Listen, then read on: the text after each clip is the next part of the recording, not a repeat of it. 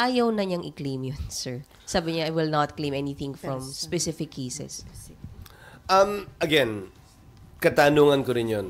Paano mo i-operationalize yung pag-ako niya ng responsibilidad na ilang ulit niyang sinabi kahapon?